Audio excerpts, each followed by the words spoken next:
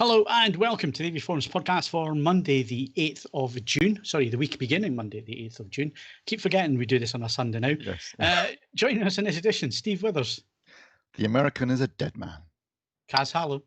Must think in Russian. And Ed Selly. He's up. Great mother of God, he's up. We're live streaming once again, which is why I messed up the beginning yet again, because I'm so used to doing it on the Monday and it's the Sunday. But welcome along. Thank you for joining us again on the podcast. Phil, we've only been doing this for a month. Yeah, it's okay. Yeah, it took us 15 years to get the other one half decent. And most people would say we never got there. Yeah, so got a bit of time to go yet. If you are here, if you're watching us on YouTube, then while you are here, please subscribe to the YouTube channel. Easy for me to say, because if you enjoy these podcasts, it gives us an opportunity, if you like and subscribe to the channel, for the channel to rank better in trending and searches and so on, so more people can find us and join us for the podcast. So if you don't mind doing that, that really would be appreciated. You can also subscribe to the audio version if that's your way of listening. I know a lot of people at the moment are not commuting back and forwards to work, but maybe you're joining us for the video podcast instead. But if you are still looking at the audio side of things, then you can get us on iTunes, Spotify, and most other podcast providers. And if you appreciate the forums, our editorial, and the videos that we do, then you could consider making a donation. We've launched our Patreon campaign at patreon.com/AVforums. That's if you want to support us on a regular basis. I believe there's one tier at the moment, but we are looking at bringing more in as time goes by with some content that you might get exclusively on there. We haven't quite decided yet, but that should be coming soon. So that, yeah, you can do that. That's a bit more of a subscription type thing. And June's patrons, so people that have joined us this month: James Wilmount, Lawrence Dalton, Mr. H, and Peter Yule. Thank you very much for joining us on Patreon. It is appreciated. You can also donate directly if you fancy doing that at streamlabs.com/AVforums. That can be a one-off donation, and anything that you donate is gratefully received. And our donations while we were not here on the podcast, Jamie Boy 1975, he donated £3 last week, and he said, "Love you guys." Thank you very much, Jimmy Boy. We love you too, Jimmy Boy. 1975, 1 year out. Yeah, 1 year out from the perfect year, which was 1974. You can also send us. You can also send. Well, the best people were born in 74. You can also send us a YouTube super chat, which guarantees that your question will get answered by the team. You can do that the usual way if you look in the description underneath the video, if you are looking at the video.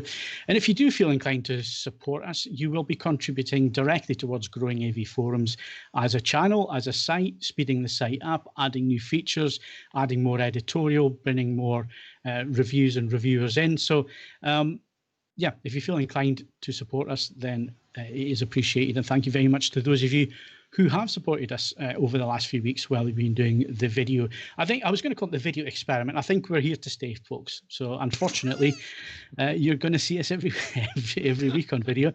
And again, once again, we need to thank the frontline workers out there, health.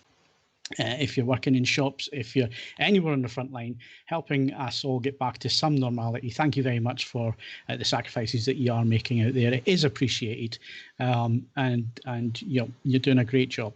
So before we get stuck into the podcast, we need to go through our current competitions, and there's also the podcast exclusive competition that Kaz is going to tell you all about. Yep, so you can win a copy of A Beautiful Day in the Neighborhood on Blu-ray. That closes 7th of July. Win copies of Criterion's May titles on Blu-ray, Lola Montez, Destry Rides Again, and the Apu trilogy. That closes on 7th of July. You can win copies of Criterion's June titles on Blu-ray. That's Husbands, Dance Girl Dance, and Scorsese Shorts. That closes 7th of July. And win a copy of Snowpiercer on Blu-ray. That closes 23rd of June. Copy of The Grudge on Blu-ray. 16th of June, 1917 on Blu-ray, that's 16th of June. The Specialists on Blu-ray, 10th of June. Throwdown on Blu-ray, 9th of June. And The Boys Season 1 on Blu-ray, 9th of June. And our podcast exclusive is win a copy of Bloodshot on 4K Blu-ray. That closes 12th of June, and in order to enter this competition, you need to use the following question to pick the correct answer in the competition link. Which of these films did, I'm going to pronounce her name wrong, but Isa Gonzalez star in? If you need a clue, the link to the Bloodshot 4K review is in the competition too. All competitions open to eligible AV Forums members resident in the UK. Okay. I mean, you chose the question. You could have chosen a question with somebody you could with a name I could pronounce. Great. I did the best shot, Isa, if you're out there. What are listening to our podcast right now? Do you just pick any film she's been in, or are there a list of options then? There's a list of options in the competition, and obviously only one of them she's been in. Well, I hope. So how's that exclusive to the podcast then? Because they have to listen to the podcast to get the question. To get the question. But there's otherwise in the competition you can just see the answers, which doesn't tell you a great deal. Right, I see. It was thought out, Steve. Don't worry. Don't think I don't. Just not very well. It's overly complicated. Yeah, for old people it probably is. Previous competition winners, Kaz? Tom won a copy of 1,000 Eyes Dr. Mabuse on Blu-ray. Andrew JH009 won a copy of Sea Fever on Blu-ray. Kate Loader won a copy of Last Holiday on Blu-ray. And Beardy101 won a copy of The Elephant Man on 4K. You should get another prize just for the best name. Yeah, yes. Although I think there'll be quite a few Beardy 101s during lock-in, won't there? But I'm surprised nobody on the podcast has actually gone for the reason I haven't grown a beard is well known to this community because of our moustache growing efforts. Yes, that's very true. I can't. I just look a bit trampy, and it's very, very grey. Sorry, Ed, you look trampier. Yeah, okay, fine. No, that's a good point. But I remind you that professionalism is a state of mind, not a state of being. That's what I keep telling myself anyway. So yeah, but no, it's a bit patchy. You know, you get solid growth in parts. You know, with like sort of fire breaks at random on your face. So it wasn't successful. I mean, as it is, I'm shaving once a week, which is hardly rigorous maintenance, but that doesn't constitute a beard. Are we allowed to have showers yet, or do we still just have to wash our hands?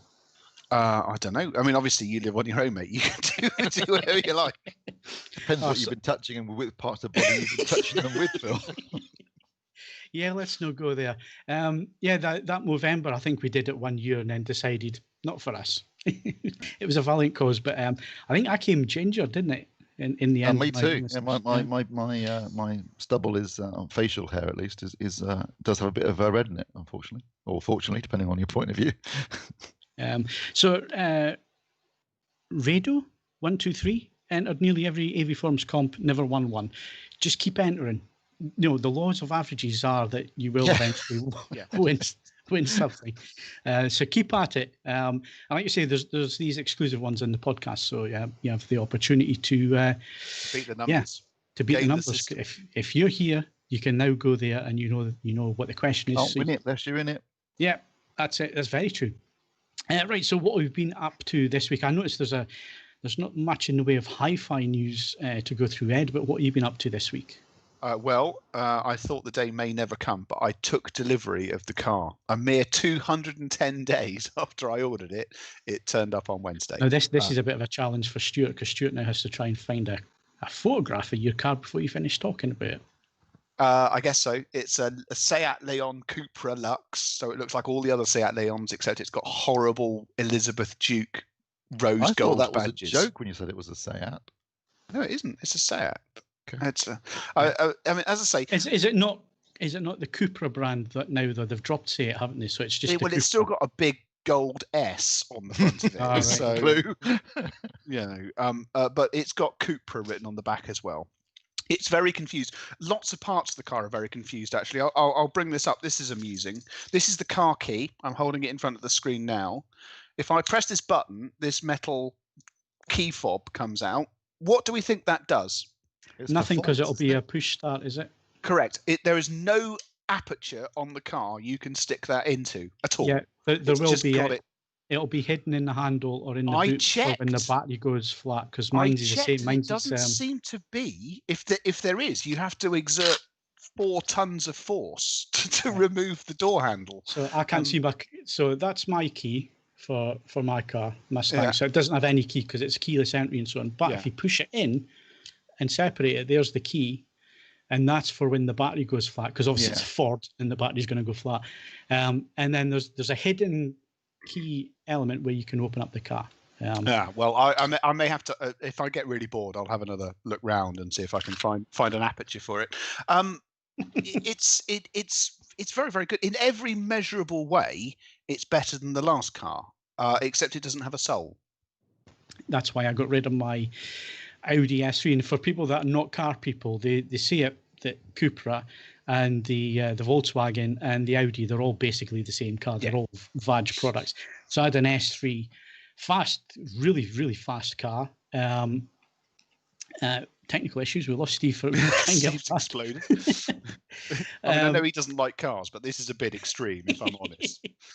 But anyway, what I was trying to say is the S3, the VW, and your car, they're all basically the same platform, same engine, the way that they work and so on. And the Audi, it was a great car. The interior was absolutely perfect. I could not fault the interior. Lovely leather, Napa leather. Great infotainment system, and it went like stink. And it had an S-tronic gearbox with the paddle shifters on the steering wheel. Fantastic car. I got rid of it very, very quickly. Because, like you say, it had no soul. It was anybody could get in it and drive it, and yes, it was comfy on a long run, and it was fast, and no personality, no soul about it. Which is why I went to a car that tries to kill you. Well, this is because true. I wanted a challenge. The difference is, I live in a different part of the UK to you. I have to do things like school runs and tedium. There are elements of it which I am already absolutely delighted by. The problem that I have, as I explained to you on Skype, is that what will almost inevitably happen is that I end up buying another Fiesta and slowly but surely turning it into an incredibly uncomfortable car. I mean, even the stock one is quite uncomfortable, and I will go out of my way to turn it into something which is just unforgivably brutal. Yeah. But no, it's genuinely nice. I would say you've as an iPhone user, you won't probably you won't have had this. All I've seen of Apple CarPlay looks very, very good indeed. Android is absolute chud. It just doesn't work properly. So I experimented with that for about a minute and a half, and then I just went back to Bluetooth because that works and Android doesn't. So that's fine. Yeah, I mean, Apple CarPlay is great, but the annoying thing is you have to plug your phone in every time for it to work. And sometimes I just want to keep the phone in my pocket and like you say, use the Bluetooth. So that is the annoying thing with Apple CarPlay. Otherwise, it's a great interface, I think. No, I mean, otherwise, as I say, it's a very, very, very, very capable piece of kit. And unusually, this is a weird thing to say about a car which is faster than the last one. It's much easier to drive slower. Much easier. Yeah, I mean, the gearbox is absolutely, the DSG or the S-tronic, whichever brand you jump into, they're all the same. But the gearbox is fantastic, absolutely fantastic. You can dawdle around, and it's very, very it's very, very civilized, and it does ride properly. And I have missed suspension. Suspension is an underrated pleasure. So but that's it. In hi-fi news, you're absolutely right. It's been a quiet week. The only one the only thing that's cropped up, and this is entirely my fault. It's not on the forums because I don't think I passed it to Andrew because it came in at a weird time over the weekend. Auralic, who we've looked at the Altair G1 comparatively recently, they've been spring cleaning the range, so there will be some new updates to the Aries range, the Auralic G1 and G2 series of components, and given that they were already blindingly good, I have every suspicion that it's going to make them even better. So as and when I can get the details over, we can get talk about that. But suffice to say, it's evolutionary rather than revolutionary. But there does look to be some new toys being added, and they were already excellent. So I wait to see what they can do with the added software bonuses. Yeah, good stuff. I thought there'd be more hi-fi news, but it seems to be we had everything all last week and this week. So. It's post Munich. There was a big clutch of it. I still know that there's a number of big stories to come. There's a couple of companies wondering if we are going to be allowed to meet up and do it in a sort of physical sense. or how they might redo it, because a number of them just aren't comfortable with the idea of a sort of web launch. Alternatively, they could organise a protest and we could all go to that and and learn about the product at the same time. So yeah, seemingly that's okay when it comes to social distancing. You won't get locked up for breaking the rules doing that. Let's not go politics. We've already had a complaint that we are Middle Gear, the show about car software. So moving on. Actually, I wanted to talk about my car because I've completely changed my car. So when I first picked it up, Ed, I said to you, no, this one, I've ordered it. So it's got everything I want on it. It has the active exhaust, so you can make it quiet or you can make it loud. It had a stripe on it. It was the green colour that I wanted. It had nice wheels and all the rest of it. These last few weeks, being in lockdown, completely changed it. So it's got new wheels. It's got new side splitters, front splitter, nostrils. The stripe's been removed. It's been lowered. So an inch at the 1.1 inch at the front and 0.8 inch at the back. So it's looking a bit more mean. So, well, I mean, I just got bored with it. So. Well, this is the thing. I mean, I would be exactly the same if I owned things. One of the other reasons why, further to our earlier conversation, I'll keep leasing it is because when you don't own it, you leave it alone. You don't start messing about with the bits. So, but it all looks jolly smart. Although, have they given you any update on the bit that you had some lights that didn't work? Yeah, seemingly the UK headlights are slightly different to the US Mustang headlights. So yeah, it's not plug and play like it was advertised. So I'm getting that sorted out this week, and it's going in for an alignment this week because obviously it got lowered last week. So takes time to settle. Don't get any of these issues with electric cars, but then you've given up on life if you've got an electric car. So there you go. That's the controversy. Just quickly pile in now. Tase or Tase? Tase? Yeah. I don't know how to pronounce it. Tase. Yeah, you're absolutely right, mate. I am bored as F. I did read that. I also read that Good Day AVS forums. Sorry, you've got the wrong forum there. It's AV forums, not AVS forums, Paul. How dare you? No. Get out. Somebody did mention, however, something that is on topic, so let's get on topic. That was the new Denon AVR range, 8K. Yeah, we got the press release through this week. We've kind of known that these were coming for a while. So you got the X6700H, the X4700H, and the X3700H, and the X2700H. Yeah, so basically, just last year's stick on an 8K input. Yeah. So it's one 8K input. It will do 4K 120 hertz. It'll do 8K 60 hertz. It's 40 gigabits per second. 2.1, so it's not 48 gigabits per second, it's 40. But that's neither here nor there. I wouldn't worry about that. However, all the rest of the HDMIs appear to be 2.0B. But they will do a lot of the features like variable refresh rate, quick media switching, the auto low latency. And it's got EA-ARC. Now, we can do all of those over 2.0B. So although a lot of people are complaining that it's one HDMI 2.1 input at 40 gigabits per second, it's fine. You don't need any more than that. You're not going to need any more than that for at least the next 4 to 5 years. Well, I suppose you could say if you had 2 next-gen games consoles, but I'll tell you what, I'll eat my hat if you see any 8K games on those games consoles anytime soon. Yeah. So I think I don't see it as an issue. Not in the lifetime of these products. It's not going to be an issue. And if you're buying into these products, you should be aware that they will change them in 12 to 18 months. So if you want to wait the 12 to 18 months, and they may add more. But at the minute, it looks like everybody's going down this route. I mean, LG have done it this year with their 2.1 HDMI inputs. They'll do 4K 120 hertz, but they're 40 gigabits per second, not 48 gigabits per second. Yeah, although in the case of a 4K TV, that's...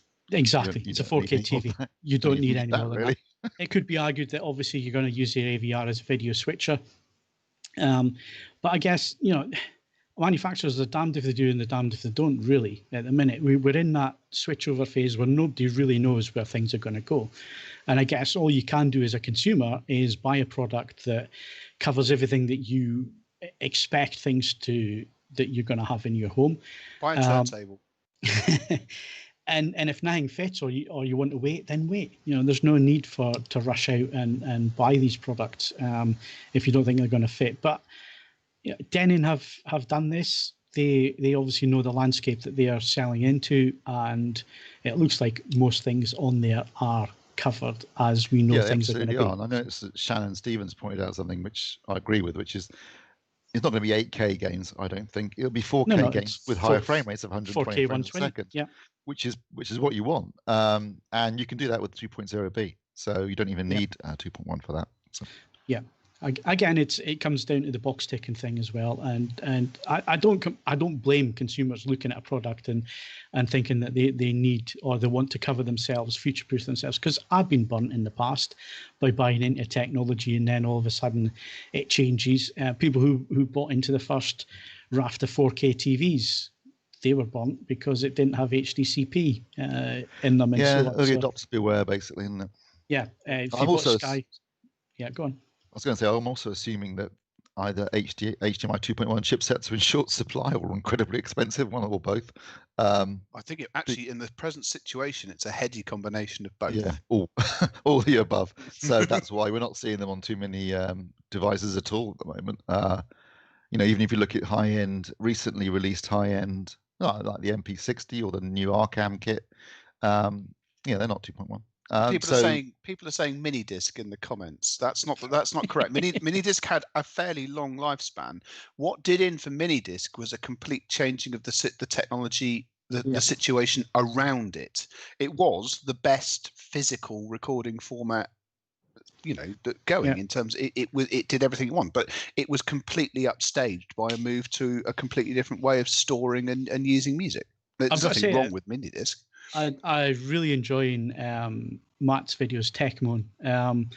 He's big into his mini disc, and he did one recently where he bought a whole batch of them from the Japanese equivalent of eBay. I think he bought 48 or 49 pairs. Do you mean the Rakuten Global Market? I love that place. It should. I think it's something like that. Yeah, it's fantastic fun. They act as an intermediary for you and so on. And he bought all these players just because he wanted to see what mini disc was like in Japan, which was obviously its home country, and lots of things that got released over there that we never got in the UK. And it was a long video, but actually I found it quite fascinating to see the different designs and how the technology was used back before we had MP3 players and obviously the iPods and all that kind of thing. Before that came along, it was really quite interesting to see what all the different designs and how people. I've said it before. That Sony Qualia. Remember the Qualia range of components? The Qualia portable player. I have absolutely no use for it, but if I found one and I had enough to drink, I'd probably end up buying it anyway because they're just a work of art. VW was the VW100 projector a Qualia product? It was, yes. Yeah, it was. Yeah.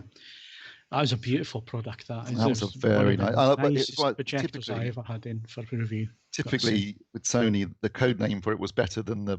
It was a Ruby, and it was a VW100 when it was released. In the same way that the VW1000 was called the Valkyrie behind the scenes. They should have called it the Valkyrie. That's a brilliant name for a product. Manufacturers need to do that rather than all these model numbers and all the rest. They need to do that. It's when REL rejected our suggestion that we call it their sub the Thunder Bastard. That they're just not with it. So Thunder Bastard definitely works for me. I want to cut in right now and say, son of SJ, Ken Benjamin up in Edinburgh. Thank you very much for the £5. Answer your question. I absolutely promise it will definitely get answered this week. Why? What's happened in the past? Have we ignored them? We haven't answered them. All right. Well, I can say that we haven't done that on purpose. No. We did answer the question, but it wasn't. It was Kaz did it in the actual thread that he originally answered the question in, I believe. So. All right. Okay. We got there in the end. Ask away. Right. Okay. Well, Steve will definitely answer that. Well, it depends what the question is. No, he's committed now. I answered it on the thread during. Yeah, you did answer the question during the last podcast, I think. Right. Okay. So anyway, that was the Denon 8K ready AV receivers. Somebody asked a question. I'm sorry, I can't find it at the minute. You did ask about the Yamaha 2020 models. Nothing at the minute, and genuinely, normally we get heads up a few weeks before things are announced, and I've had absolutely nothing yet. So yeah, there's nothing on the immediate horizon with that. You may even find that they delay announcement till IFA. Yeah, I would have thought That's so. True, because it's not that far away. It's now, not that far away. And actually, Yamaha's traditionally treated IFA as quite a big deal. My background in Coxie is it's just a tribute to a film which appeared on Netflix to my unbridled drunken delight a couple of nights ago. So you can all work out what it is, I'm sure. So that's what it is. And no, I don't burn things in the oven because I'm all right at this whole cooking malarkey. So yeah, it's just a film tribute. Yeah. 3D Blu-ray Bunker, Tecmo's unboxing of those mini discs was an absolute joy. It absolutely was. Go watch the video if you haven't watched the video, because the way Matt does his videos is absolutely brilliant. And somebody else mentioned Tecmo as well. Yeah, I love that channel. I think it's great. Just going back in time and very looking at all the products. Yes, it is. For people our age, I think it's great. Kaz, what you been up to? I've been going Top Gun crazy. What, you mean watching it more than once? Is that a euphemism? No, I would say I've gone full cruise mode for Top Gun, War of the Worlds, Days of Thunder. Showing the kids Top Gun, showing the kids Days of Thunder. Yeah, it's been. That's not on Days of Thunder isn't on the overload. streaming service, is it, Kaz? No, these are the these are the new native 4K Dolby Vision enhanced presentations. There's not a lot of special effects in Days of Thunder, so it presumably looks quite tasty in 4K. Looks really good. I will say, you're a little bit spoiled after Top Gun. I mean, Top Gun, as we discussed on the last podcast, looks spectacular, and Days of Thunder doesn't look quite as impressive watched on the back of Top Gun, but it looks the best it ever has, and I had an absolute blast with it. I mean, it's nice, the distinct lack of CG, watching. I know it's a cheesy movie, but so's Top Gun. How it got real by Robert Towne, God only knows. Well, I think I can only imagine the only dialogue he wrote in the film must have been Robert Duvall's. Yeah, because Duvall is great value for money. I'm sorry, Days of Thunder has got the best euphemism. Can we say this on the podcast? When the garage chap is berating the team, we were supposed to look like professionals, and then he makes a metaphor about monkeys and footballs. That's one of my favorite lines in any film, full stop. It's just and I have used that in a professional context over the years because it's just joyous. You can't not feel delight at that. I mean, he may or may not have written it, but that's a fine line. It's magnificent.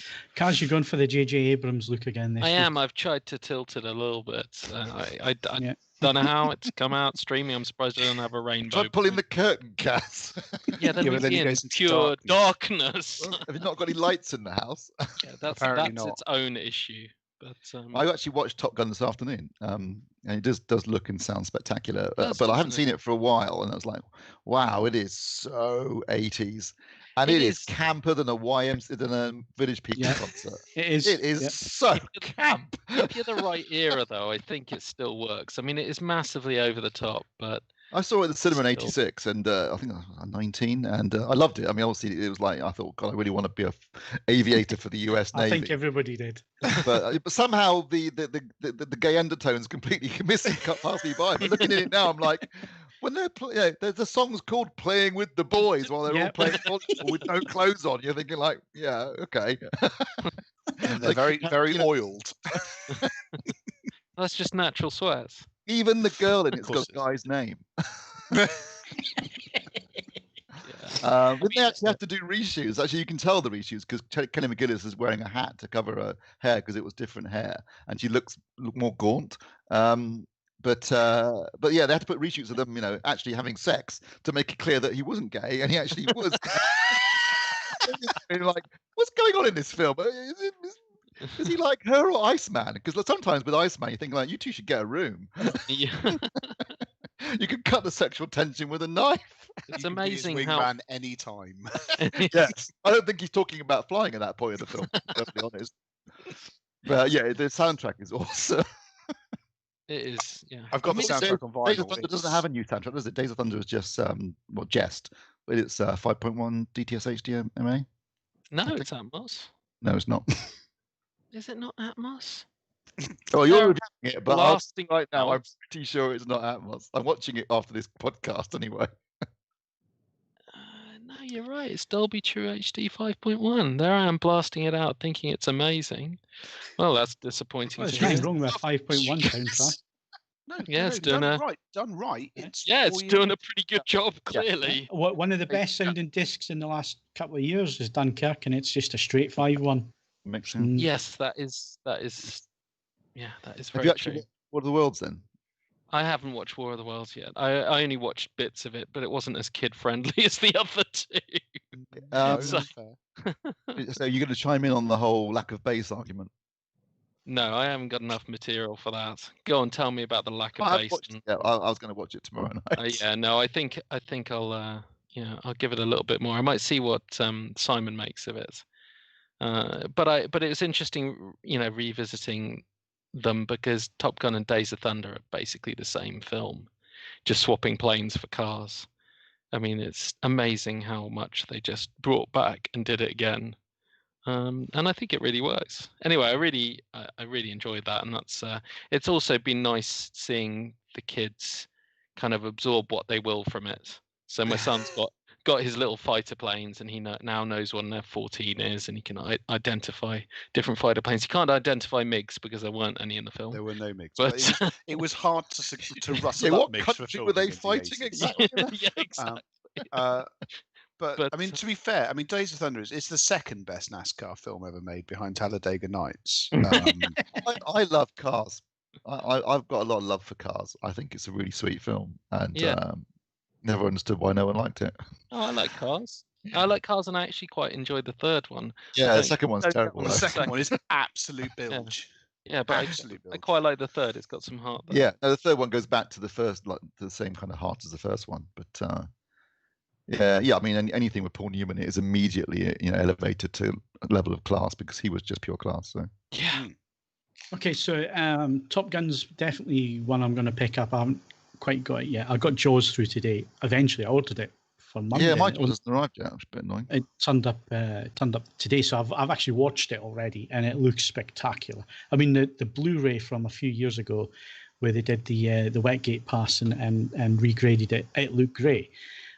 This is just a step up on that. It looks absolutely fantastic. The HDR grade on it is, again, it's not over the top. It just makes things look real. And when you've got light bouncing off water, and certainly some of the sunsets and sunrises and so on, the sun behind the clouds, and there's a real depth, and it's the best it's ever looked. I mean, it's got to look better on disc than it ever did in the cinema.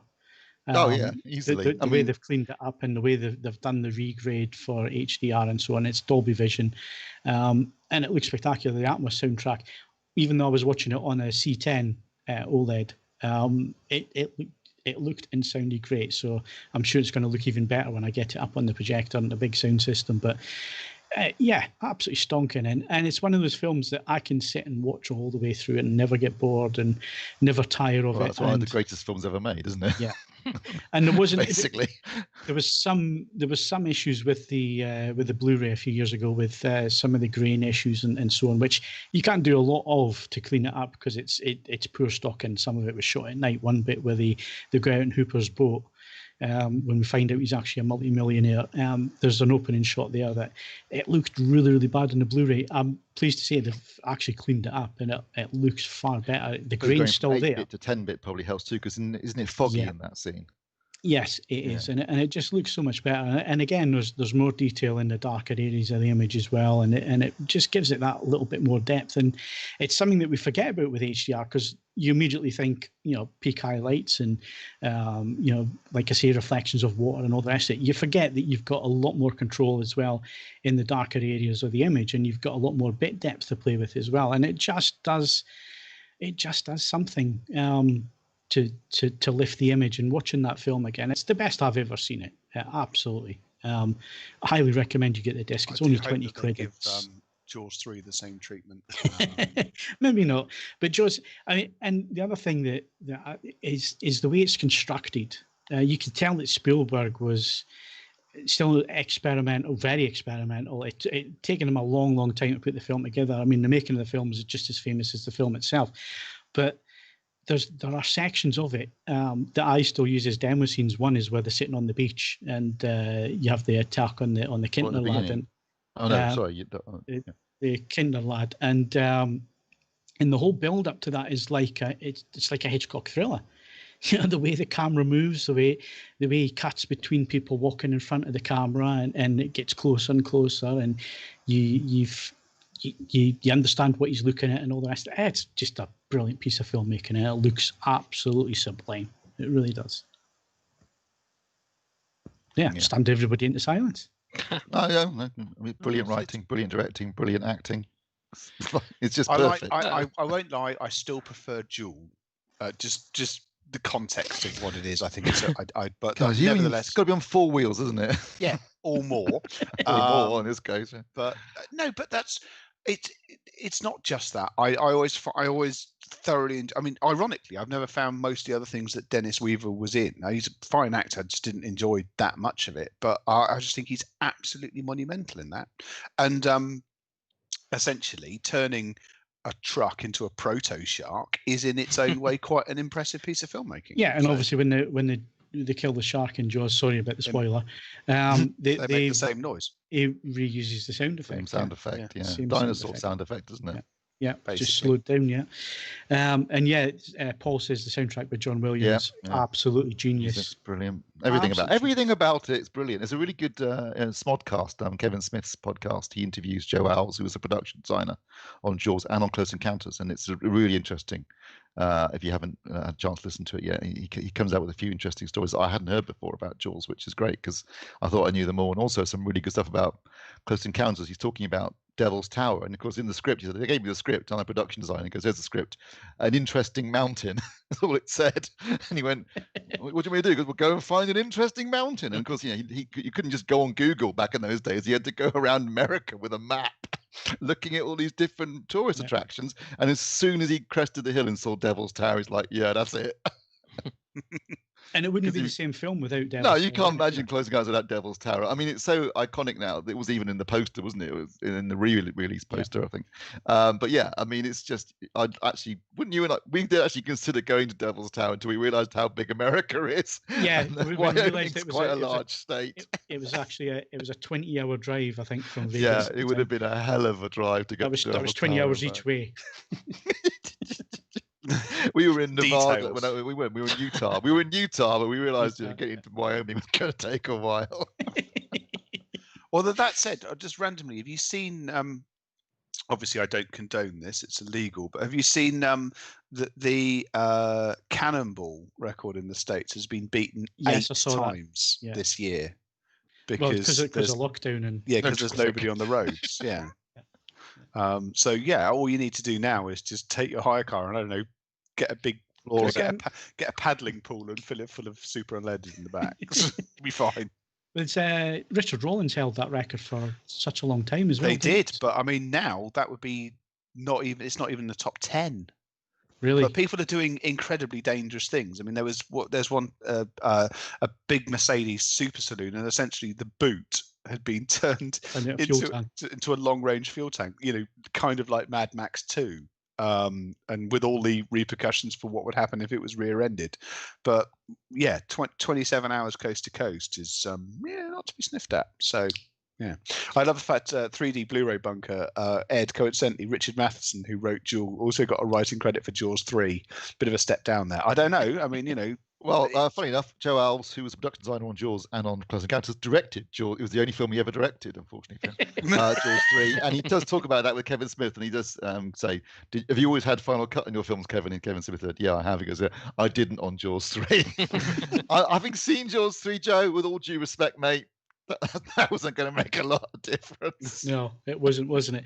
Mate, Jaws of Revenge, that was... that was the really bad one. That was the really bad one, wasn't it? Yeah, it makes Jaws 3 look like a masterpiece. At least with 3, they were trying new technology because 3D. It was in 3D. So, some of those shots now they really do look bad. Because some of the 3D shots are effects shots, which is even weirder. It's not like even. I mean, obviously, shooting in 3D is hard enough back then with 2 film cameras and synchronization, but I guess shooting in the water in 3D was practically impossible.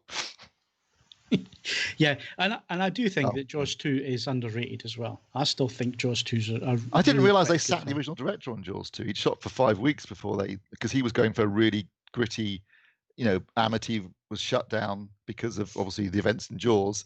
It was all the shops were closed, the place was in ruin, and then they were trying to rebuild it, and the mayor had got in bed with the mafia, which is actually a subplot from the book, Jaws, and yeah, they were going for this completely different feel about the whole film, and studios going like, "Where's our summer blockbuster? We don't like this," and they sacked him and brought in. And again, actually, he talks about it on the podcast. Joe Alves was production designer on Jaws 2 as well, and chose to do that rather than 1941 with Spielberg, and he recommended Jeannot Swark as the replacement director because he worked with him on previous TV productions in the past.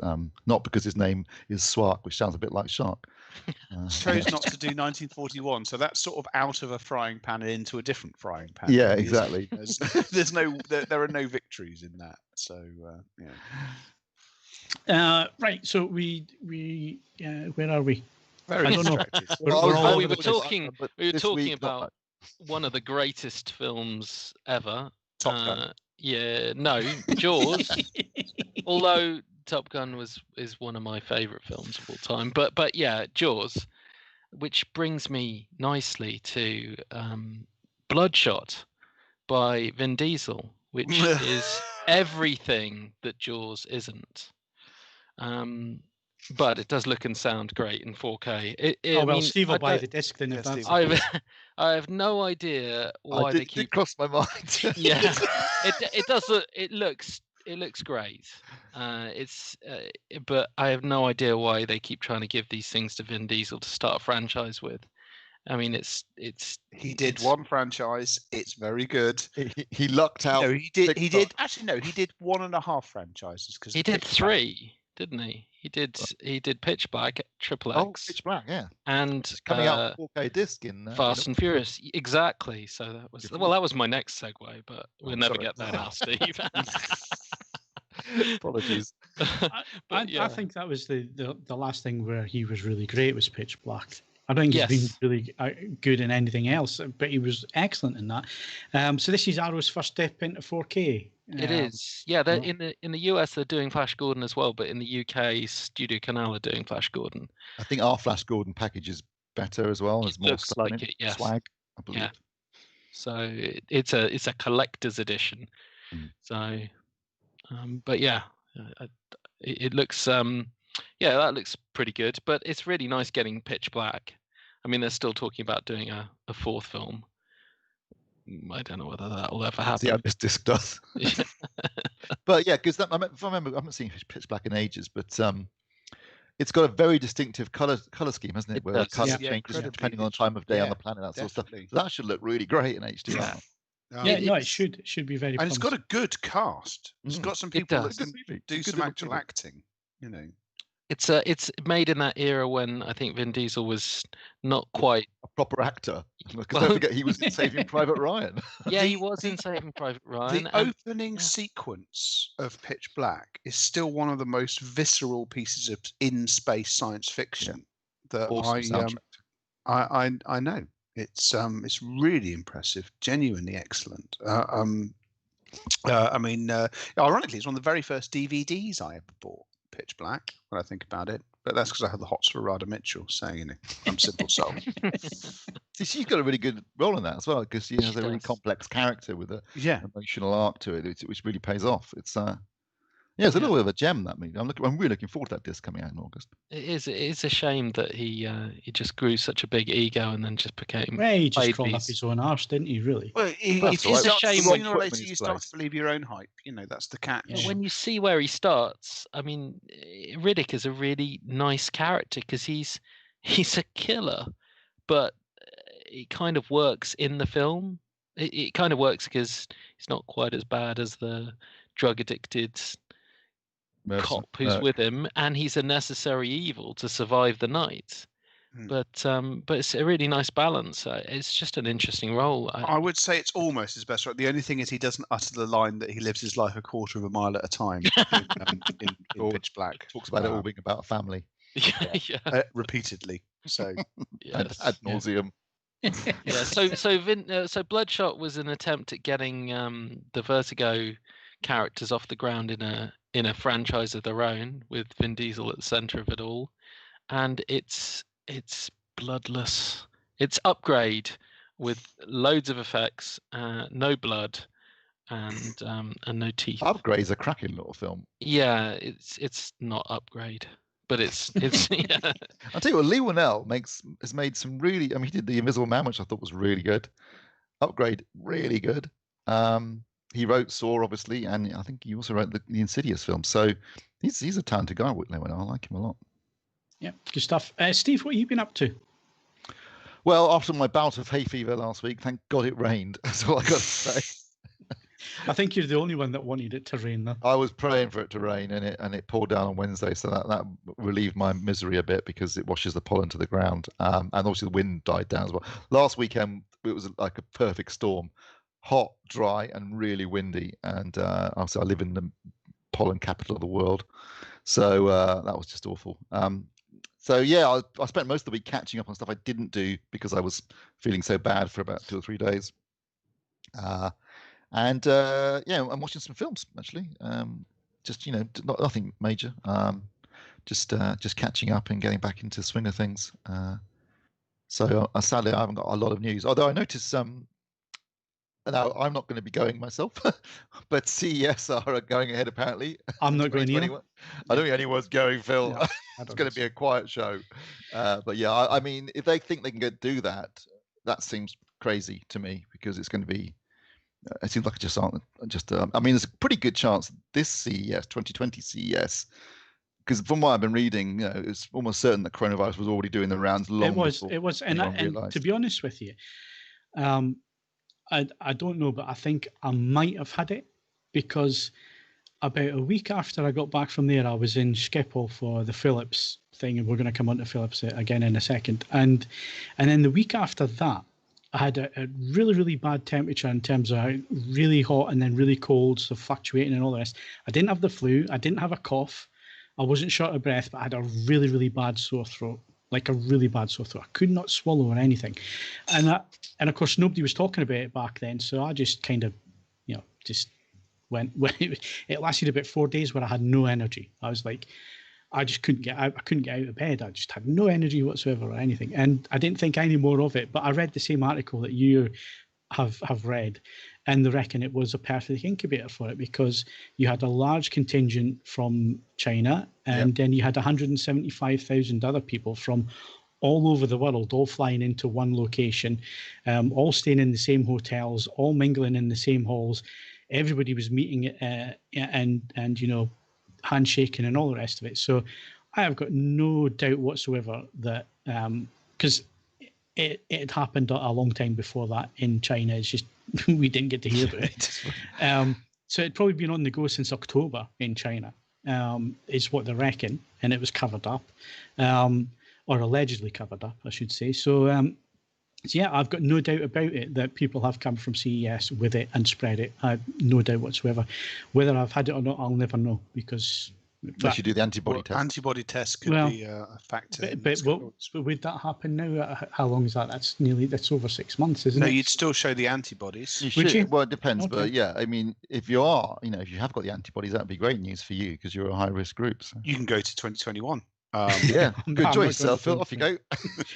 I'm not going to 2021, but yeah, it's going to be strange. I mean, they'll take some leads from, I would imagine, IFA, which is happening at beginning of September, and they'll see how well that does. Because you got to think as well, if you're a major corporation, this is normally CES. Anyways, you're normally your big roadmap for the year, where you've got your big stories for the press and so on. So.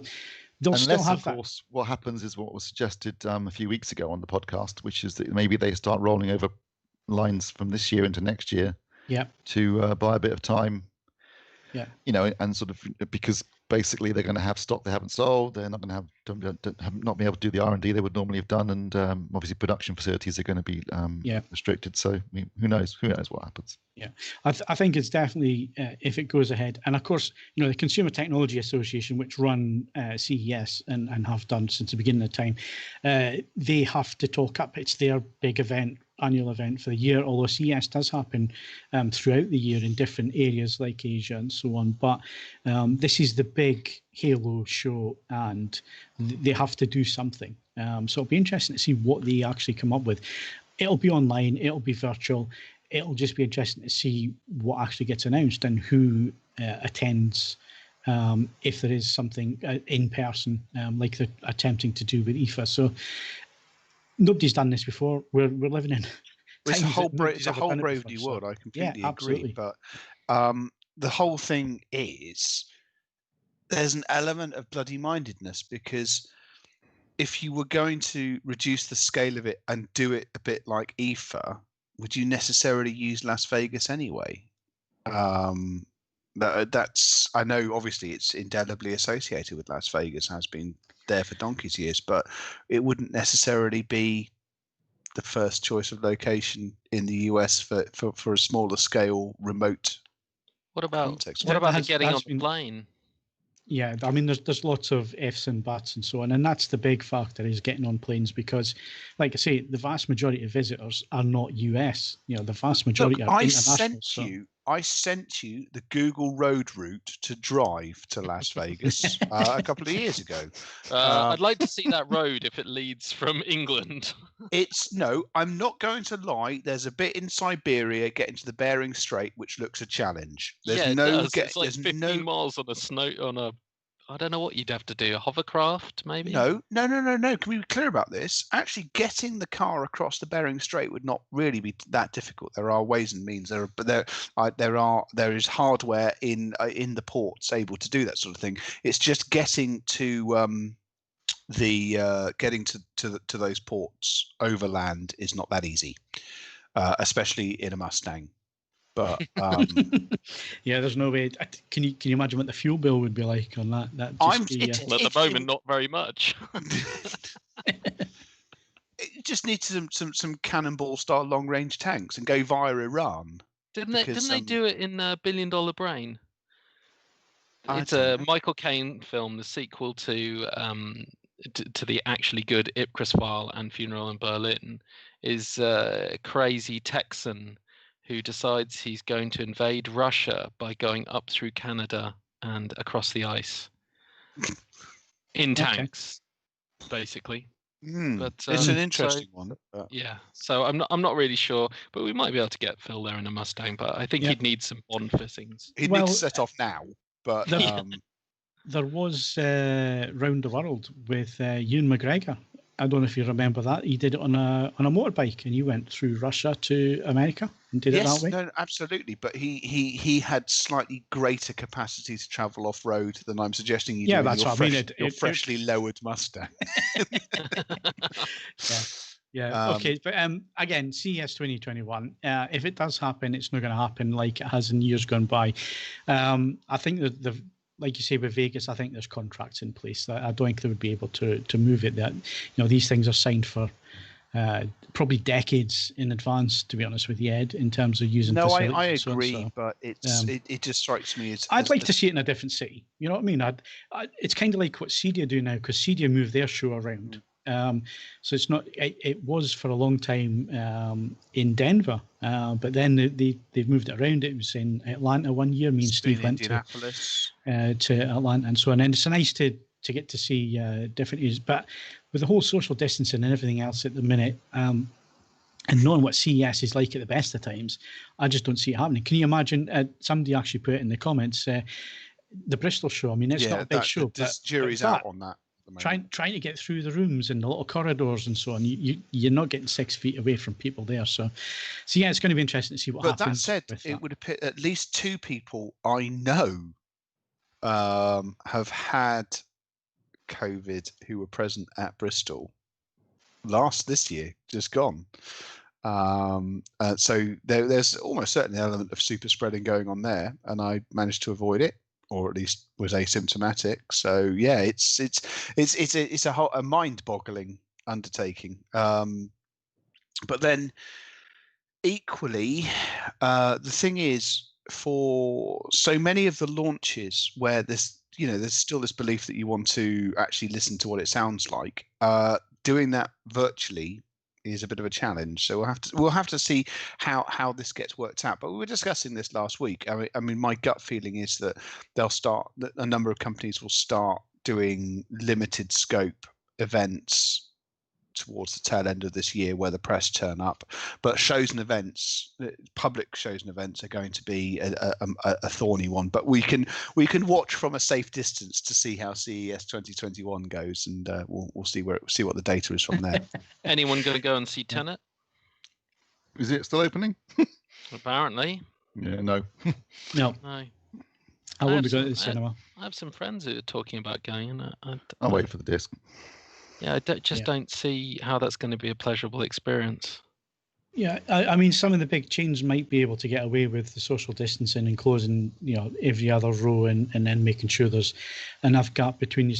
But that takes like a 250-seat auditorium down to less than a third capacity. That's a lot of tickets to be losing out on. Although, even going to the Metro with I think it's 11 screens or 12 screens. Sometimes you could go on opening day and have the whole place to yourself. So there is that as well. But I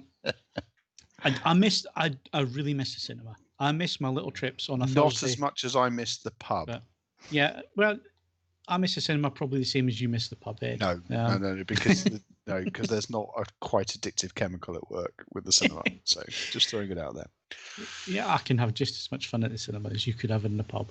And I'd remember it. Challenge accepted. Yeah, at least you'd be able to remember. Right, wrapping up on hardware stuff. Anyway, Philips have announced that their TVs are coming to the UK in July. So that's the 805, 855, and 865. So the 805 is the lower model. The 855 has a bit more, and the 865 is the same as the 855. It's just a slightly different stand, if I remember, because January was such a long time ago when I saw these TVs. In the before time, in the long ago. Yeah, I mean, it's like I got the LG C10 in as well as the Panasonic, and I had to go back to my notes from CES because normally they all run into each other. So during the year, you keep your knowledge up because you've seen the stuff at CES, and then a few months later, maybe 2 months later, you're getting the TVs in for review, and it's still all fresh. We've had this barren period where, I had to go back and check my notes, to be honest with you, and what was this again, and so on. So I'll have the full reviews probably next week and the week after to talk about the TVs. But one of the things that really surprised me, and I wasn't expecting it to surprise me as much as it did, is BFI, black frame insertion.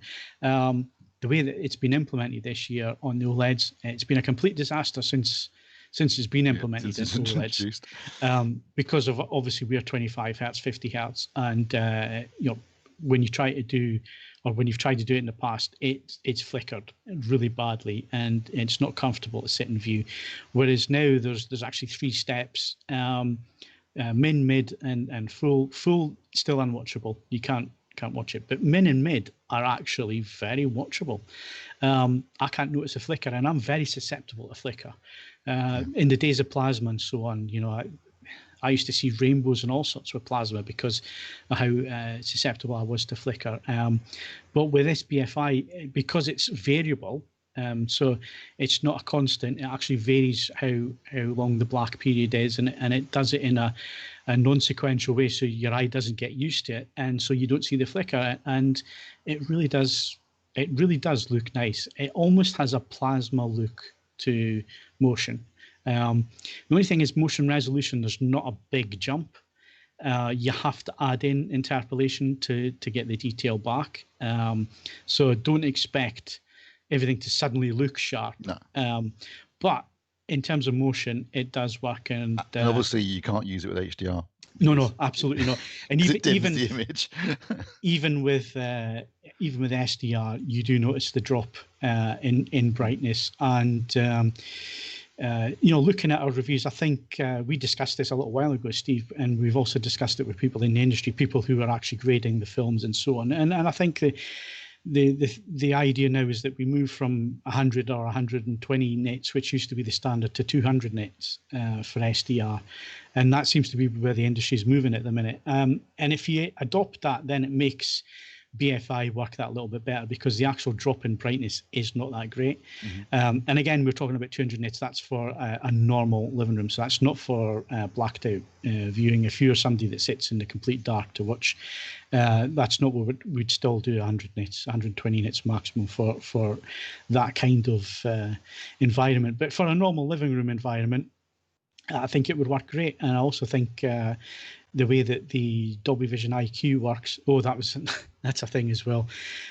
What a hassle I had to switch off interpolation going to Dolby Vision IQ on the LG, and I could not figure out what was going on because it had grayed out True Motion.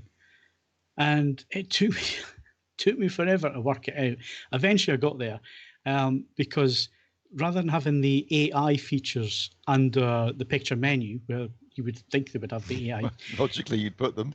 It's buried away in another menu. So I eventually found it in another menu, and there is a switch you have to switch off. I'm trying to remember what it's called now. I think it's something like genre specific or something like that, and you have to switch that off in AI because that's why it locks True Motion on. So you have to go in there and switch it off. Oh, what a hassle. I had to find that, but eventually got there. But yeah, BFI, great. And if you're looking at sports and things like that, which is where motion's still really poor on an OLED, it's going to work. And you can add a little bit of interpolation in as well, gradual interpolation in there. So yeah, it's a technology that's now shown a bit of promise. God, did you see the announcement about Sky Sports? Yeah, we're going to come on to that. Oh, so good. Okay, fine. Keep that thought. We'll come straight to that. But I just want to wrap up on BFI because you did see this technology, Steve. When did you go to Korea with LG? That would have been a few years ago. That was when they first introduced it. I think that was about 3 years ago. Yeah, I think it was 4 years in November. 4 years ago in November. That'll be. Yeah, but this was the BFI you were shown. It's just taken that long for them to actually bring it to market, and I think it's been the panels that's held it back. So you really need a panel that can do 120 hertz, and that's been the issue really. So yeah, it's great. It really works. That's on the LG. It's also on the Panasonic, and the Panasonic looks gorgeous. It really does. The picture on that is really, really nice. I put it to one side because I want to get the C10 done first, and then I'm going to go back to the Panasonic. I'll do some side by side with them as well, and I'm hoping I get some Sonys in there as well if I can. So yeah, lots of TVs coming. So we got a little bit sidetracked, but that's a Philips 800 series coming out in July. We'll try and get them in as soon as we can to look at those because if one thing Philips have done is they've listened to the feedback and they've improved their TVs. Every year they've made improvements, and all they need to do now is improve the menu system. The menu system still kills it for me. It's one of the most complicated, and that's somebody that works in this industry saying that. I will say I do like the simplicity of Samsung's menu system. Samsung, yeah. So yeah, sometimes though you go back to the Samsung and you think, oh, this is a bit there's not a lot of features here, but actually there is a lot of features there. Features you need are there, but none of they're just useless stuff's there. So yeah, absolutely.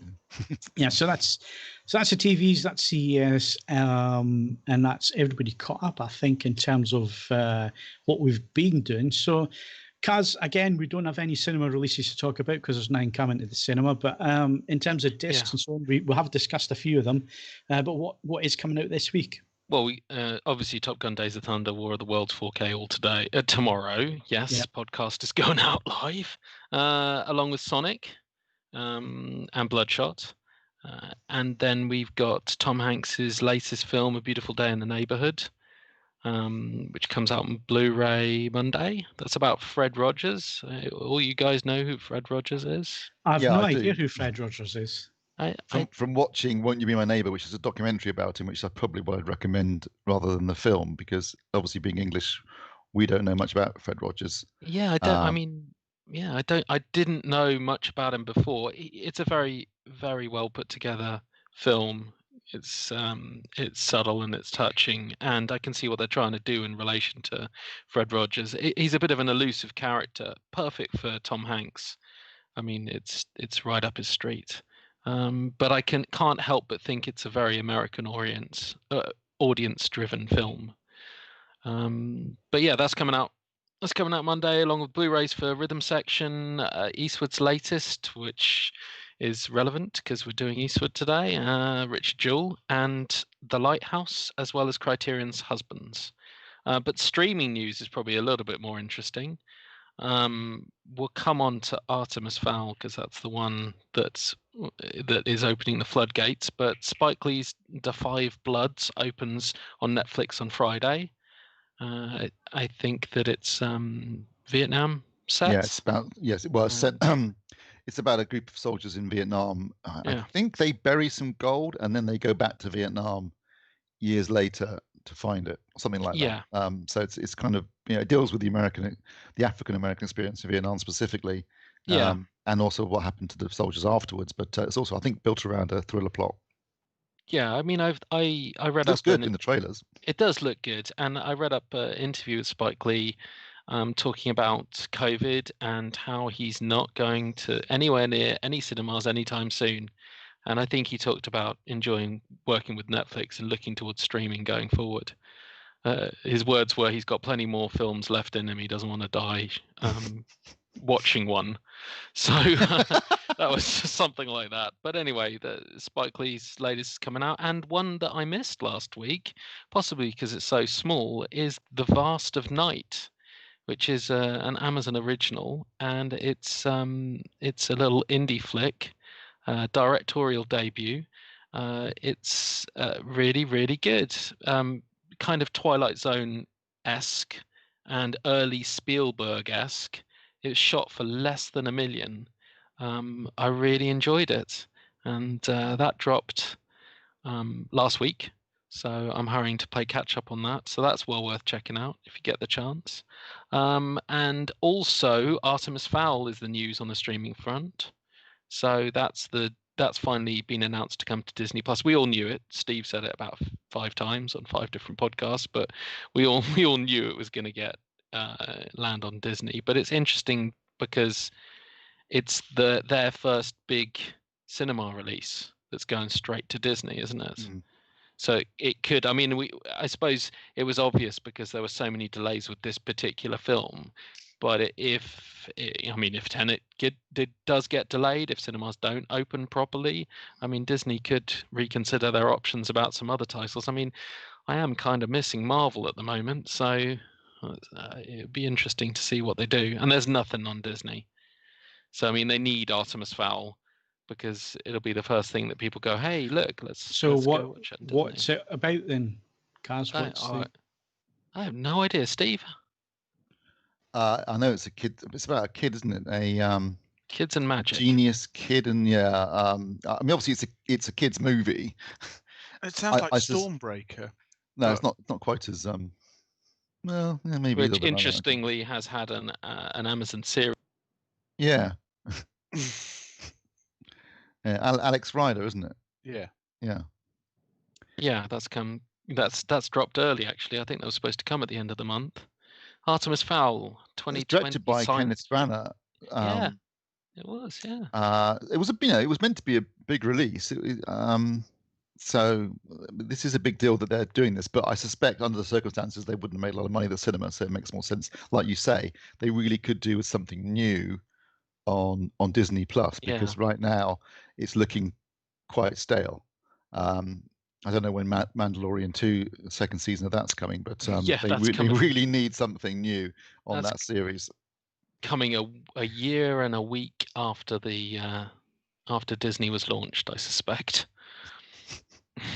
But I think you're right there, Steve. I think after the initial buzz around it, so when did it launch again? It was March, wasn't it? End of March. In this country, yeah. And in America, Frozen 2 and onward have been on Disney Plus for a while. Yeah. They haven't done that here. Now, whether that's because they've got some deal going, outstanding deal with someone like Sky. I guess that has to be the case because Star Wars, The Rise of Skywalker, it was day and date with the US, hitting the US and UK on the same day. So maybe that's an issue. But they really need to do something. I mean, Andy's put together his. He does it every month, beginning of the month. He puts together articles so you can find those on the homepage at AV Forums, and he basically goes through, you know, what's coming new on Disney Plus and Netflix and so on. And, you know, I read the Disney Plus one. I thought, well, there's not a lot here, is there? Do you not think there's a set level of cynicism that a large number of us have, and I count myself in this, who paid for the year? So yeah, exactly. That's what I mean. The new content that'll come after that period expires. Yeah. Because that makes sense to them. Everyone's paid 50 quid, so why? Especially when there is no new content being made. So why would they drop it early? But it is a bit of a shame because unlike Netflix, and I know Netflix drop a lot of nonsense, as we saw from Andy's latest spectacular review on the last days of American Crime. I've got to. Sorry, Tom.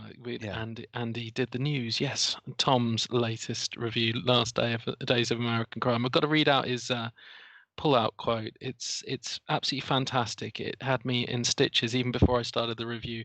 Olivia Megaton slaps a lukewarm rat down in front of us and expects us to eat it up during lockdown in Netflix's latest action movie based on a shrug some guy once had. To be fair, then Tom goes on to deliver a truly magnificent synopsis that I want to see made into a film. First time I read it, I was like, "This actually sounds quite good." There was a second reading Tom's review where I reconsidered. We've stated in the past on the podcast. I'll state it here again. People are going, why do all the things you review get badges? Well, the answer is we self-select. I have a limited number of slots. I don't see any worth in bringing attention. When it comes to equipment, absolutely. There's no point. Just for 1 second, the joy of just. Yeah. Something lying on the ground and kicking it repeatedly. Yes. I felt that for a brief second, but then I stepped. I don't think anyone goes to Netflix for their movies. Their documentaries, they knock them out of the park week in, week out, and some of their TV series, or particularly I watched When You See Us, which is about the Central Park 5, which was by Ava DuVernay, and that was absolutely amazing. Yeah. I rewatched The 13th, which is a documentary about the 13th Amendment, which is absolutely incredible. The one about what's his face? What's his chop? The one who topped himself in the Jeffrey Epstein. Jeffrey Epstein, thank you. Yeah. That's a really good compulsive watch as well, though. Why some other people aren't in jail right now, I don't know, given what you see in that. But yeah, they do some fantastic documentaries, but their movies, with the exception of I always find it amusing that you sat through so many terrible Netflix movies and didn't watch Extraction or didn't review Extraction. Good one. You know what? That's why Tom did this. I said to him, "Well, you got Extraction, so you're gonna have to watch this." I said, and he watched it. And it's one of the worst things he'd ever watched, and I felt so much better after that. But you see, the thing is, the other thing is that inadvertently in the comments, Tom established a new baseline of scoring. He did. He scored the film 2 out. He scored it 2 out of 10. Yeah. Hang on, I'll bring it up because this is important. Yeah, he did. He specified. He specified exactly why he scored it 2 out of 10. Sorry, this is the limitation of doing things in real time. Where's he gone? He said it's recognizable as a film. Yes. Characters go from place to place doing things. I think for a 0, you've got to screw up even the fundamentals or be brazenly offensive with them. So I did point out that whilst that means that this film is justified as a 2 out of 10, it does mean that we've overscored Cats. Yes. Yeah, I've got to say I did enjoy but I will admit I had to read it twice. Especially the opening. I had to read that and I'm thinking, what? Yeah, but work of genius. It really was. It's a really, really good review, that. So, well done, Tom. Excellent work. Right, so where are we? What have we got left to do? I think that was all the streaming that we were looking forward to, and the news about Artemis Fowl hopefully paving the way. I would like to point out, just as a reference to my background, to say Dante's Peak appeared this week on Netflix. And I noticed getting excited, Ed. I'm sorry. In terms, this is a sociological thing in itself, but there's a phase of 90s films where we didn't believe anything humanity could do constituted a reasonable enough disaster movie, which is an incredible, delightful naivety when you actually think about it. So there's this phase of natural disaster and extraterrestrial event style films, but Dante's Peak, it's just so, I mean, everyone is having a riot in Dante's Peak. It's just a joy from start to finish. I mean, Pierce Brosnan's chewing some scenery.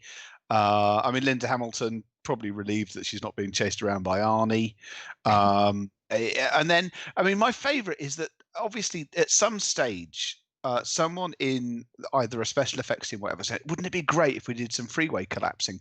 So at no stage in any of the shots leading up to, sorry, I'm spoiling a plot from a 24-year-old film, you know, you'll have to live with that, but at no stage any of the shots in Dante's Peak up until that point is there any suggestion that there's a multi-lane highway running anywhere near it, right up until the point where the highway falls down. It's just magnificent. And in terms of vehicle product placement, it's almost as good as the Dodge Ram in Twister. In terms of Pierce Brosnan's Chevy Blazer is almost indestructible, except when it comes into contact with magma, and everything else is just falling apart when people sneeze on it. And without Dante's Peak, we would have never got Volcano. Well, I don't think the two wouldn't they just put into production at the same time in that typical Hollywood way where they always seem to make two films about the same subject at the same time. But it's interesting that they went with two films. One of them's obviously a volcano erupting, and the other ones were going to melt LA with the La Brea tar pits, isn't it? We'll just do something completely. I've always been team Dante on this one. Yeah, I think most people would say Star, but that doesn't mean that because it's got a proper volcano in it. Whereas the volcano, despite the title, is slightly misleading. Volcano asterisk, sort of. Plus, it's a definite low. Tommy Lee Jones was just cashing that check and phoning it in. Yeah. Don't forget Q&As. We're going to do Q&As next. So if you have got questions, now's the time to put them in the chat. Radio123 donated £20. Thank you very much for that. Some beers on me. Excellent. We will when the pub's open, mate. Thanks. Yeah. Right. Thank you very much for that donation. And Sons of SG, obviously, donated £5. So get your question in now, and we'll answer. Well, Steve will answer it. So get your question in. But he donated £5. So yes, when we were talking about you, Ken, you'd gone to Tesco by the looks of it. So although I have to say that's a damn rewatch this again later. A damn good bargain haul. I'm all in for that. There's something charming about Sunday shopping in a supermarket. It's you can get some amazing things. Unfortunately, my freezer is full, so I can't do that sort of gratuitous bargain. It's nice to see though that finally England are going to follow the rest of the UK and not have Sunday opening now because of, yes. So I mean, that's fantastic. Yeah, not before time. It'll be good to be able to go to the shops on a Sunday whenever you like. So rather than the very I've never gotten around that. In Scotland, you can go 8 o'clock at night to the supermarket on a Sunday. That's so people could buy booze. Yeah. Yeah, so the whole lockdown's kind of changed that. Right, so let's get through some of these questions that we have in here. So, so let's... A lot of questions, I've got to say, boys. I did see a few. So one was about the replacement of the Sky Q boxes, old Sky Q boxes. There's been no news out of Sky, but the thing is, obviously, we're still... restricted in what can be done, people coming into homes and that kind of thing. So I don't think they're going to send out any engineers at this moment in time. And obviously, being in lockdown, there's going to be supply issues and so on. So I'm not making any excuses for Sky. I'd be the last person to do that, but I can understand why there is some delay. I'd be the last person to do that. Yeah. So I can understand why there is some delay in that. And at the moment, there's not a lot of content on there. So I feel for people who have older boxes and want to see what it looks like. And it does look really nice in HLG, HDR.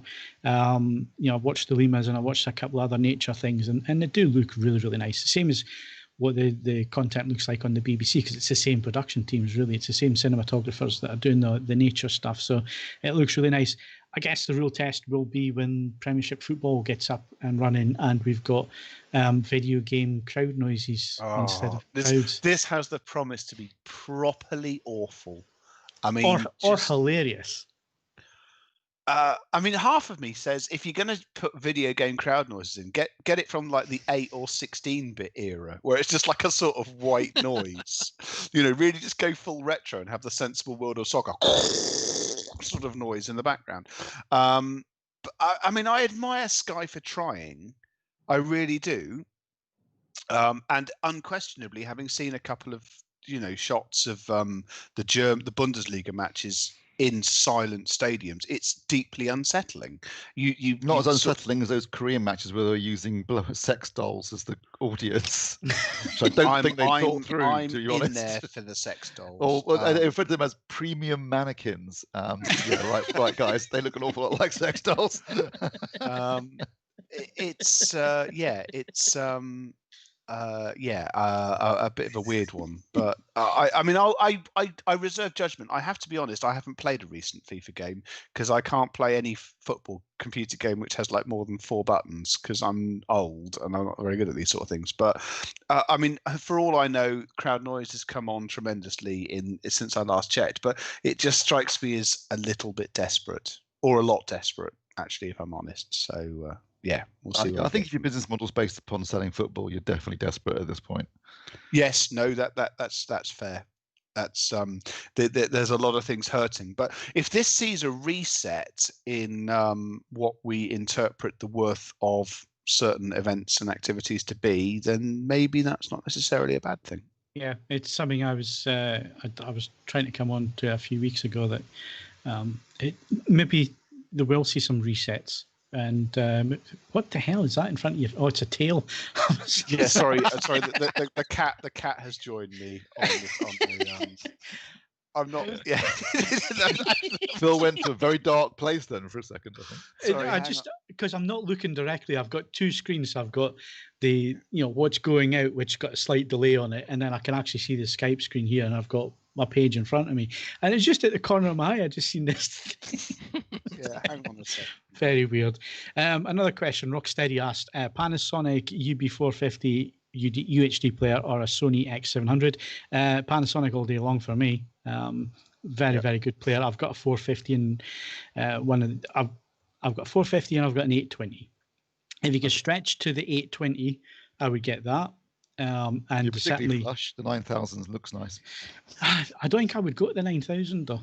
I really don't, because I wouldn't use any of the audio stuff on it. So and that's where the money's gone. Originally got it because it had the high and low brightness projector modes, which was useful with the JVC, and then JVC introduced the auto tone mapping and negated that. So you didn't need that. But the 820 does the same thing. It just didn't have the high option.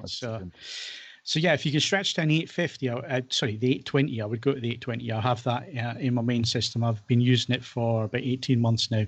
Absolutely fantastic. I've also got a 450, which I use in the cinema room. And again, it's a really nice player for the money you spend, and it does everything. It does HDR10 Plus and Dolby Vision as well. The only thing is switch off HDR10 Plus, because otherwise, if you put a disc in that has both, it goes to HDR10 Plus for some strange reason, if your TV can accept both signals. So switch that off unless you really want to watch HDR10 Plus, and I wouldn't. I'd go with Dolby Vision. So yeah, hopefully that answers that question. Rocksteady. Have you seen anything else, Stephen? There, Son of SJ's asked another question, which I think is going to be firmly in the Steve and Phil category, because Steve's tested one of them and Phil's tested the other, so they can have an argument over which is best. Do you want me to read it to you? Well, no, he's asking which would we prefer, the XPA 11 from Motiva or the Yamaha MXA 5200 that you did, Phil. I have actually heard the Yamaha. I didn't review it for AV Forums, but I did review. I did review it for somebody else. Personally, I would go for the XPA 11. I like a muscular power amp. An amp that plays it all. I think if you prefer something a bit more, perhaps a bit more. What's the word, Phil? Neutral. Not delicate is not the word I'm thinking of. Neutral. No, a bit more neutral. A bit more neutral than the Yamaha. Well, we had this conversation, didn't we? Because obviously I'd reviewed the 5200, you'd reviewed the Emotiva, and we were swapping notes because obviously at the end of the review we like to give you some other options, and those are the only two 11-channel amps that are out at the moment, and they're only a few £100 between them as well. The Yamaha's a little bit more expensive than the Emotiva. I can never get it right. But yeah, I would probably go with the Yamaha because that's the kind of, neutral, not getting in the way of anything. Is just a nice power amp where it hasn't got a sound signature to it and it's not over the top, whereas you preferred the XPA11 because it did have a bit more muscle about it. It did have a bit of a... I also quite like the look of it too. I know it's not something, but I think it looks like it means business. It sort of matters to an extent. I mean, all I would say is, and I think Phil will probably back me up on this, at any given price point, if Yamaha's built something, it's usually the best built object at that. Oh, the build quality is absolutely amazing. And don't get me wrong, please don't take that as a smirch on Emotiva. I'm sure that they've made their product extremely well, but there are, as I say, it's not far from forbidden knowledge. I worked for Yamaha for a short and spectacularly unsuccessful period of time, but in that time I did meet a number of production engineers, and these were people that cared at a level I've never seen in any other company about how the product is perceived, and just the care and attention. I mean, there are documents on screw head alignment for Yamaha. They care that if you open them up, you'll find that the screws are aligned north south across the boards. It's just phenomenal. And it does sort of augur for the fact, these are not inconsequentially expensive. And if you're buying a power amp, the whole idea is it's going to survive a couple of generations of you changing the processing front end. If I was placing bets on a multi-channel power amp to survive until the end of time, it would probably be Yamaha or Rotel. Both of those companies don't understand what planned obsolescence is. They really don't. So there you go. You've got myself and Steve offering both as really good options. Yeah, we haven't really answered your question. No, because we each. I answered it. We both answered it, but our answers conflict. So, but since you know me better, Ken, get the Emotiva. What is cheaper? Well, it is cheaper, but if you can find a friendly dealer, and this is what I used to do quite a bit before I got into this game, was I would find a dealer, I would get on good terms with them, become mates, buy a few GCHQ is listening to this, and I've said a few keywords there, haven't I? Yeah. And ask to borrow them, even if you have to put a credit card deposit down or whatever. Yeah. Ask to borrow them, take them home, and try them in your system, and just make sure your home insurance covers them in case you have an accident. To sample your dealer's wares. But yes, I used to do that. I got to know my my dealer around here really quite well, and used to loan me stuff. So there's one thing about the Emotiva that I really like, and that's the fact that you can gradually increase the amount. You can upgrade it with more channels, and so you buy a basic module, say a 5-channel to start with, and as your system grows, so you can grow the amp along with it, and that's actually, I think, a really clever idea. And I'm surprised more people don't do it. It's it means. Do you know what? It's a pig to engineer. I'll tell you that for free, because it's all very well saying, "Oh, you just drop the cards in," but the sort of clip and connections that you would normally have are not friendly for the sort of power supply delivery you need for the amp cards to work. It's really tricky to do. So hats off to Emotiva to actually getting it into production and making it work, and I hope that customers support it. I was just going to say, I was going to ask people, ask you guys if you've been watching it, and someone's mentioned it as a question, which is, if you've been watching the Mandalorian Gallery making of TV series on Disney Plus. No, I've still to finish the Mandalorian. Right, episode 5 is about the volume, which is basically, it's unbelievable how that basically you keep looking at the show thinking like, well, they must have gone to desert for that scene. No, they shot it in this basically a room where all the walls, it's a circular room, all the walls and the ceiling are. Someone's in the question, it's who is it? Michael H says, I can see why micro LED targeted productions commercial first use. I don't know if they are micro LED TVs. I think they might just be LED LCD TVs, but basically that's what the walls and ceiling are composed of. So they then create the effects and then use gaming engines so that they can actually render them in real time and they can change the parallax using the gaming engine of the effects that they've rendered. Sorry, they render the effects previously, but they can change the parallax in real time, so it matches the camera.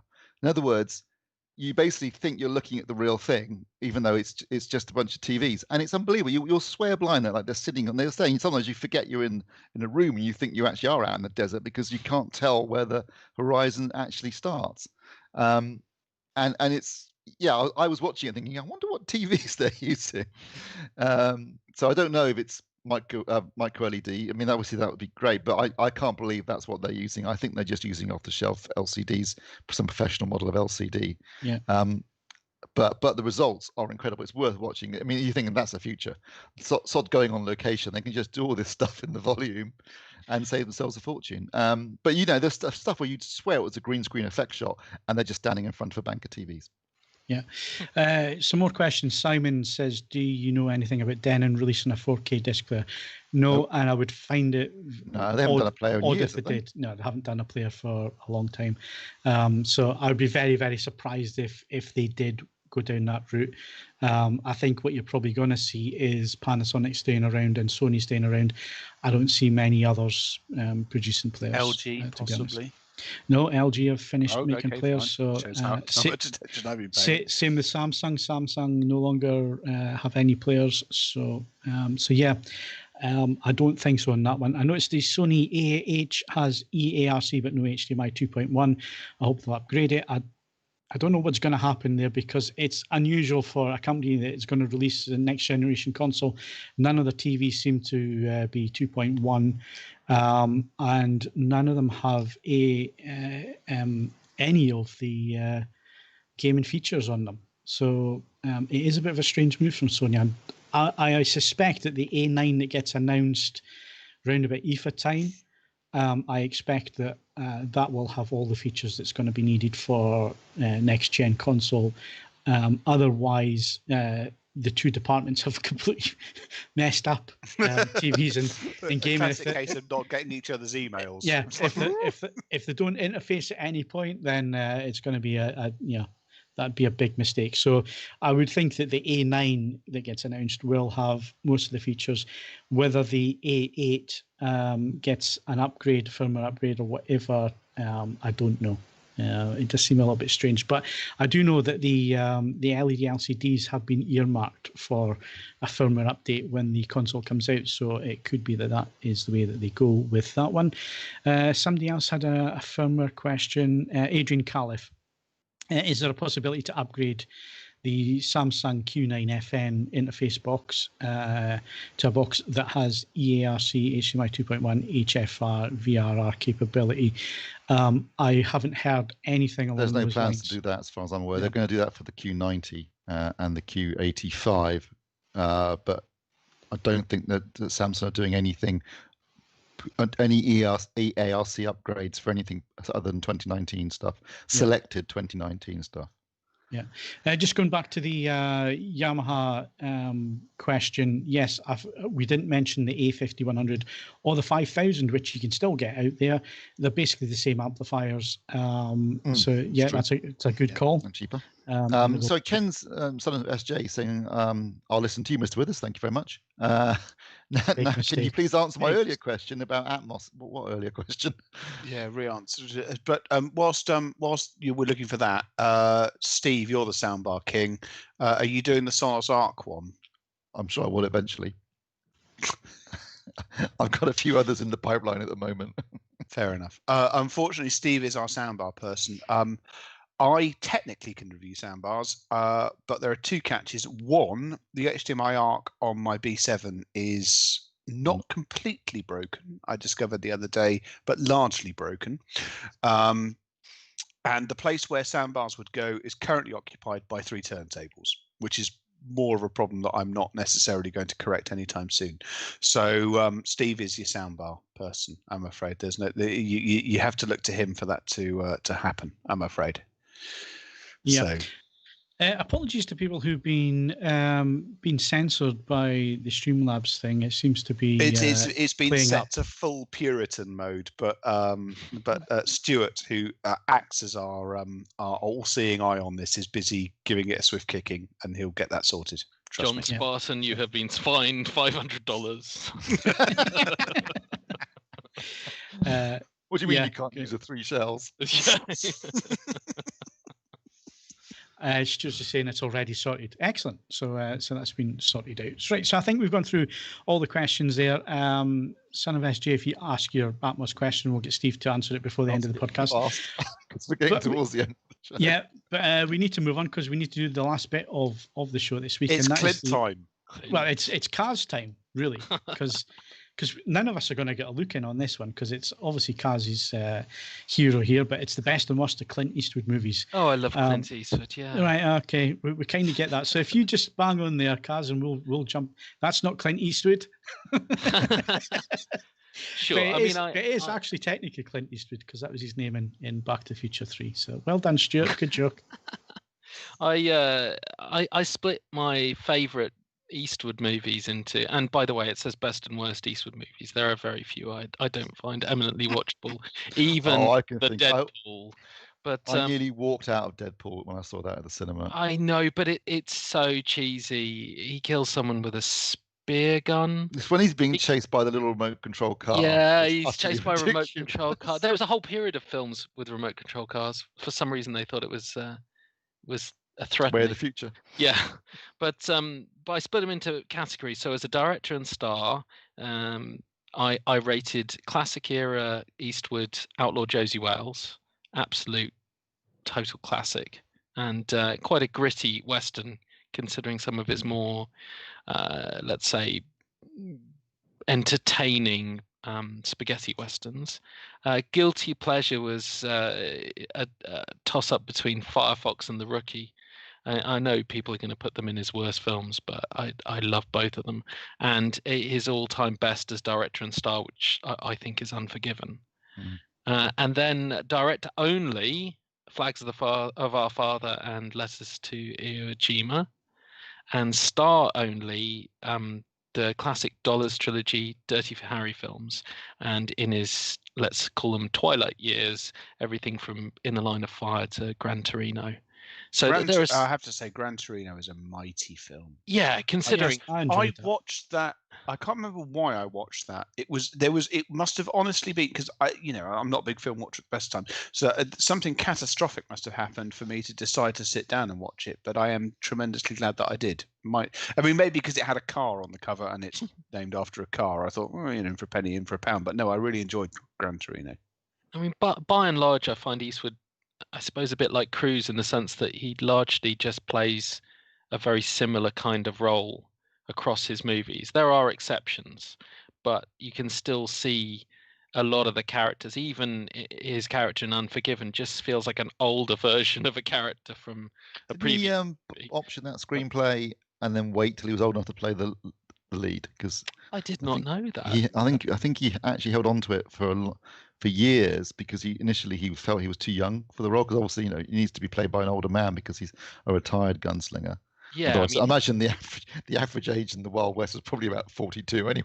Yeah, he was. I thought he was tremendous. Him, Morgan Freeman, Gene Hackman. Oh, it's a brilliant film. It's a mighty film. It's a fantastic film. When he goes to town on them at the end. I mean, it's just he gets. He's going to shoot you. I'm going to shoot your dog. Yeah, your dog. It's really good. Eastwood's also got this great angry thing that he does whenever he gets angry in any film. His eye starts twitching a little bit. He just goes into full overdrive, and Eastwood is angry because his eyes like twitching a little bit while he's getting angry. Because you could mistake anything he does for being angry because he says it through grit teeth. But eye twitch, it means he's going to shoot your dog. I've got to say, Paul's comment about Play Misty for Me is a great film, and I think it was the first one he directed. It was his directorial debut. It's a brilliant film, and it is a hell of a directorial debut. It's a fantastic start. Yeah. Well, I was just going to say, for me, I think his strengths. I know he's a good actor, and he's acted in a lot of big films and all the rest of it. But as a director, I think that's where he's at his best, to be honest with you. Some extraordinary work. Yeah, he has. And who was it said it? Phil Singh said it, $1 Million Baby. Fantastic film. Really, really good. He did Sully, Sully? in love. Sully recently. Yeah, I mean, okay. Sully, there's the unnecessary combativeness of the NTSB, but nevertheless, it's still.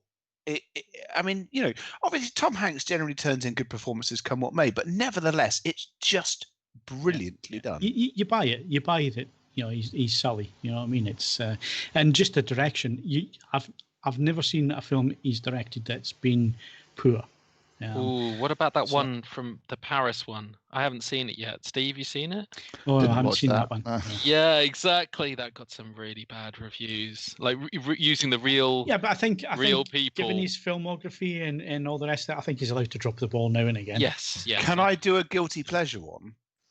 Sure, as long as it's Firefox. No. Firefox definitely is not Firefox. Yeah, but you've mentioned Firefox, and you're right. It is a guilty pleasure. And as like we were saying before we went online, the idea of the USSR actually successfully making something which is controlled by thought is just so joyous. You know, that's actually a line from the film.